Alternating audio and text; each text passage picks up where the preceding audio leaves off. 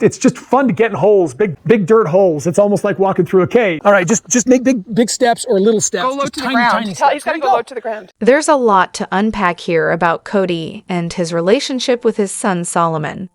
It seems Kody once forced Solomon into a really deep hole, insisting it was something boys are supposed to do. Solomon was even taken out of school for this kind of real education, which has raised concerns about what kind of lessons he's actually learning.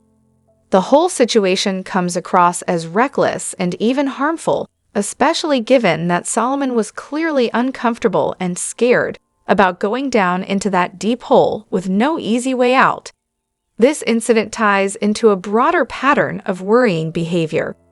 People worry about Kody's capability as a parent, often describing him more like a sperm donor than someone who genuinely cares for his children.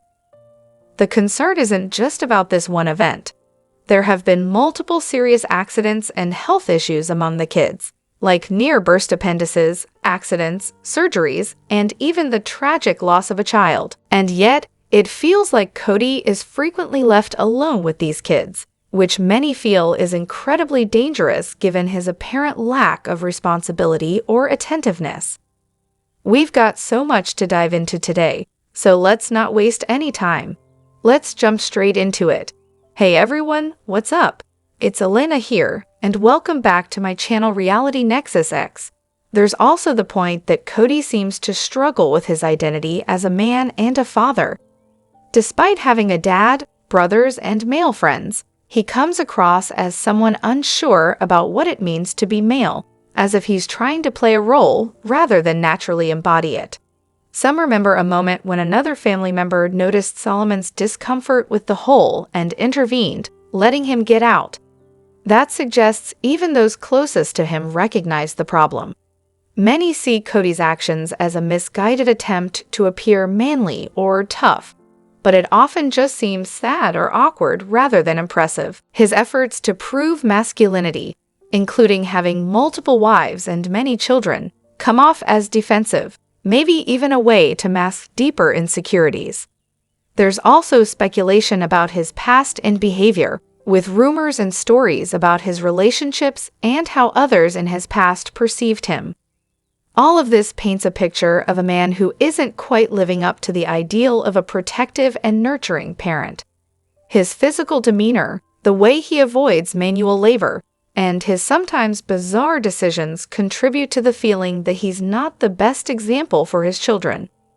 The fear is that Solomon, along with other children in this family, might end up lost or harmed because of these ongoing issues. At the heart of it all is a real concern for the children's well-being and safety.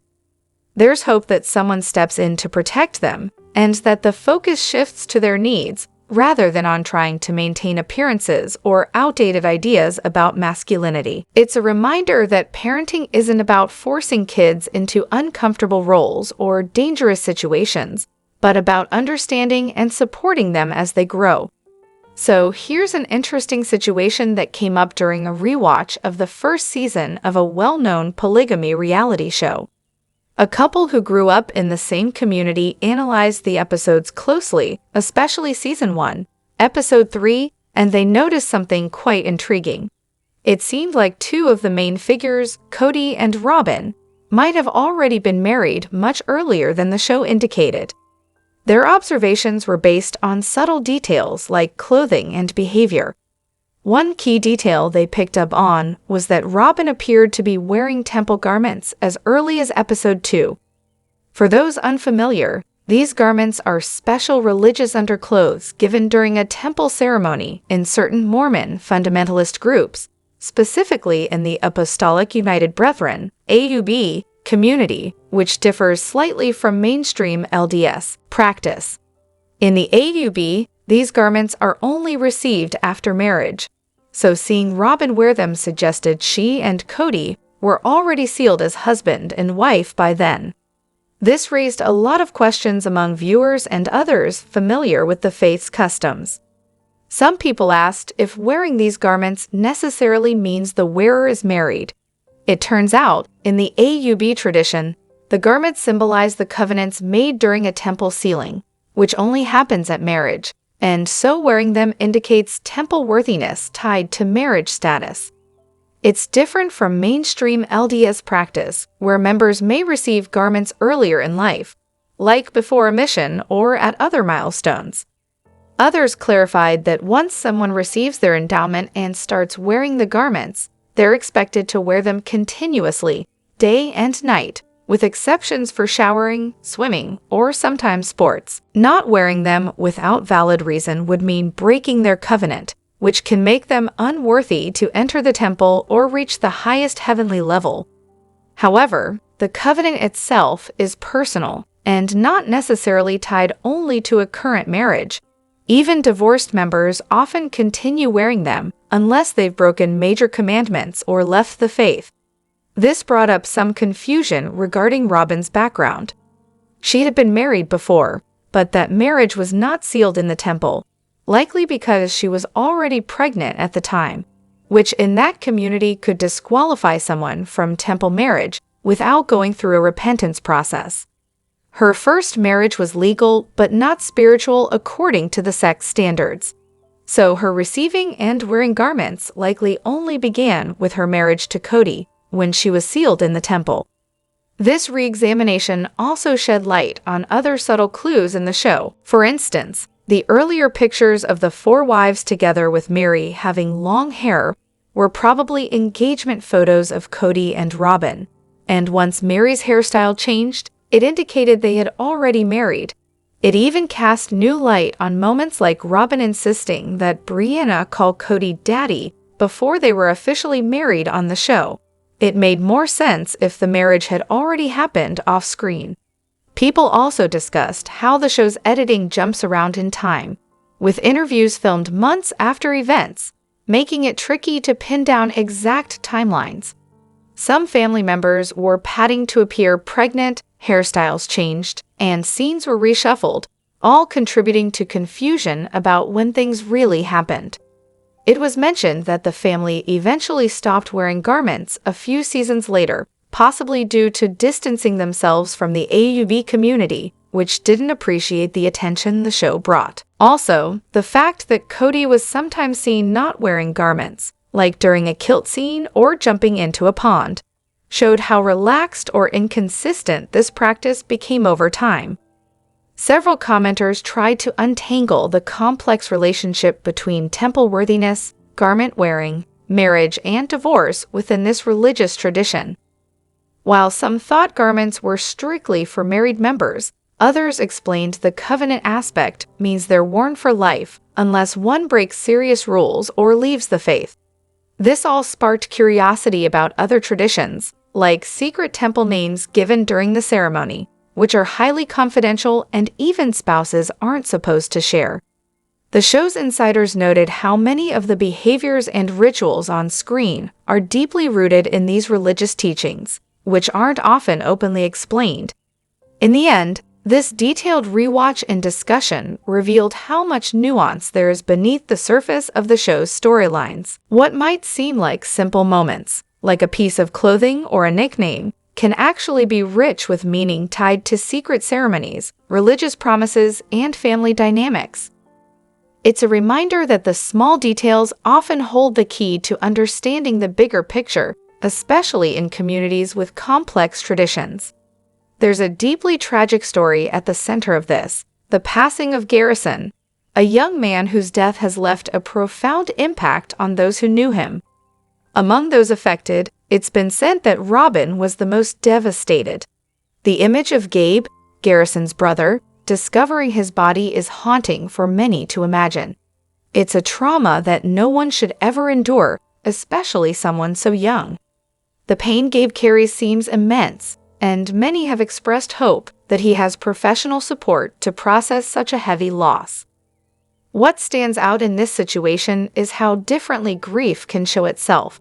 Some people cry openly, others hold it inside. There's a reminder here that those who appear most tearful are not always the most heartbroken. Grieving is deeply personal and complex. People wrestle with what-ifs and guilt, especially in suicide losses, and it can take years to work through. At the same time, Some find it hard to believe reports that suggest Robyn was the most upset. The source of that claim has been questioned, given the publication's reputation for sensationalism. Many feel that it's inappropriate and inaccurate to say anyone but Garrison's mother or siblings could be more devastated. There's a sense that this narrative might have been pushed for attention or clicks, rather than reflecting the true feelings of the family. Robyn herself has long been a figure who draws strong opinions.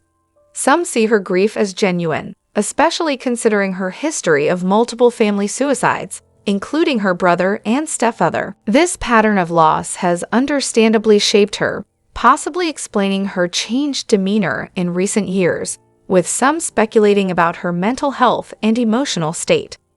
Her struggles are seen by some as a window into the pain she carries, though others remain critical of how she handles those emotions publicly.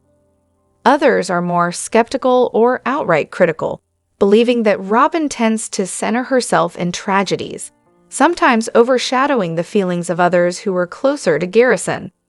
There's frustration expressed at the idea that she might use grief to seek sympathy, especially given her complicated history within the family dynamic.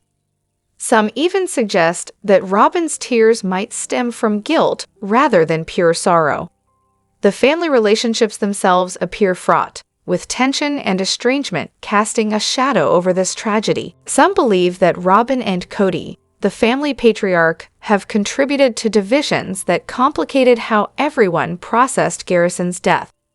There's empathy for others in the family, like Janelle and Gabe, who many feel have suffered deeply yet quietly. The impact of suicide on a family is rarely straightforward. Grief can intertwine with guilt, anger, confusion, and regret. Everyone who loved Garrison is touched by his loss, whether they express it openly or not. There's also a recognition that cultural and religious factors likely add complexity to the grieving process, especially within families tied to certain beliefs about afterlife and eternal destiny. What remains clear is that this is a heartbreaking situation with no easy answers or simple narratives. The pain of losing someone so young to suicide reverberates through everyone involved, and grief takes many forms. It's a reminder that in such moments, compassion and understanding matter most, even when feelings and responses differ widely. So there's this really striking observation about how Robyn styles herself, especially her hair and eyebrows. That kind of sticks with you once you notice it. The way her curls are shaped, it's almost like doll hair. That connection totally changes the way you see her, almost haunting in a way. It's like she's trying to channel this doll-like image, which explains the very particular curls. People even called them sausage curls or Boeing curls. And those sharply drawn eyebrows that look almost unnatural, like they were painted on. Some folks think this might actually be deliberate. Maybe she's trying to emulate dolls she grew up with or was surrounded by. One person remembered how their grandma used to give them cheap porcelain dolls every holiday, and they had to keep them on display, no matter how tacky. Robyn, it seems, could be morphing herself into one of those dolls, sitting around, constantly fussing with her hair and outfits to maintain that look. It's almost eerie, but somehow it fits when you think about her presentation. There's also a theory that her obsession with dolls, or maybe doll play, is a way to maintain a certain innocent, naive image for her daughters, babying them and portraying them as innocent. It's like she uses that doll persona as a protective shell or a way to cope, though some find it over the top. And that makes you wonder about what's really going on beneath the surface. On the subject of personality, there was mention of a personality test she took, but then pretended not to remember. Someone else actually took it for her, which adds to the sense she might not want to face what it says about her. Things like being a hoarder, a liar, or a snitch. Maybe she doesn't want to confront the fact that she feels she has no personality. It's sad when you think about it that way. The whole situation also brings Kody into the picture. Apparently, he might be a bit afraid of her, like he sleeps with one eye open or looks tired all the time. People joke that maybe he's worried she'll return to a metaphorical straitjacket or need an exorcism, but underneath, it suggests some real tension. There's even speculation about their dynamic, whether there's something off or a bit fetishistic in how they relate, especially with the way both of them present themselves. Some have compared them to rotten apple dolls with their odd hair and expressions, which just adds to the unsettling vibe. Then there's the bigger picture of Robyn's life and struggles. She's been through a lot, losing her stepfather, raising multiple kids who will eventually leave her, possible health issues like thyroid problems and depression. She's not happy, and it shows. Some people feel sorry for her now, seeing beyond the surface and recognizing the sadness behind the frown. At the same time, others remember her role in breaking up a large family and the complicated, difficult relationships she had with Kody and the other wives. There's no excuse for the pain caused, but it's a reminder that the situation is layered and far from simple. What's fascinating, and a bit uncomfortable, is how much attention this doll-like presentation draws, especially the eyebrows. A makeup artist pointed out how unnatural those brows look, like sharp rectangular lines, which really highlights how intentionally odd the whole look is. It's become something you can't unsee once you notice it. People even connect this to cultural references, like old-fashioned Shirley Temple curls from baby dolls, or stories from books where kids tease each other for having Boeing curls. Some joked about commercials where eyebrows fly off, and it reminded them exactly of Robyn's look. All of this adds up to a strange, complex picture of someone who seems to be trying to hold onto youth or innocence through these doll-like aesthetics, while maybe struggling with deeper unhappiness and family drama. It's a reminder that sometimes what we see on the surface, whether it's a hairstyle, makeup, or behavior, can be a sign of much more going on underneath. Let me know what you think in the comments. Don't forget to hit that like button and subscribe to my channel. I'll see you in the next video. Take care and much love to you all.